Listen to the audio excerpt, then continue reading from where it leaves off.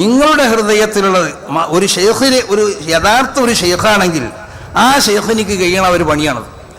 ഷെയ്ഖ് എന്ന് പറഞ്ഞാൽ ഷെയ്ഖുക ഉവല്ലദീ അഖ്റജക മിൻ സിജ്നിൽ അവാന, തടിന്റെ ഇച്ഛയിൽ നിന്ന് നിനക്ക് മോചനം നൽകാൻ ഷെയ്ഖിനിക്ക് കഴിയണം. അത് മാത്രം പോരാ, വമാസാല യജ്ലു മിർആത ഖൽബിക അത്താ തതജല്ലാ ഫീഹി അൻവാർ റബ്ബിക, റബ്ബിന്റെ പ്രഭകൾ നിന്റെ ഹൃദയത്തിൽ ഇറങ്ങാൻ പറ്റണ നിലക്ക് നിന്റെ ഹൃദയത്തിനെ കടഞ്ഞ് വിശുദ്ധമാക്കാൻ ഷെയ്ഖിനിക്ക് കഴിയണം.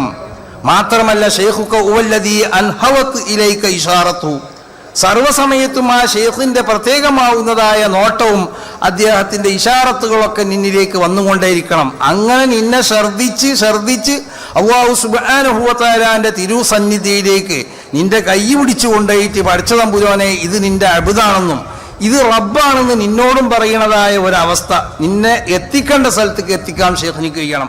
അവനാണ് ഷെയ്ഖ്.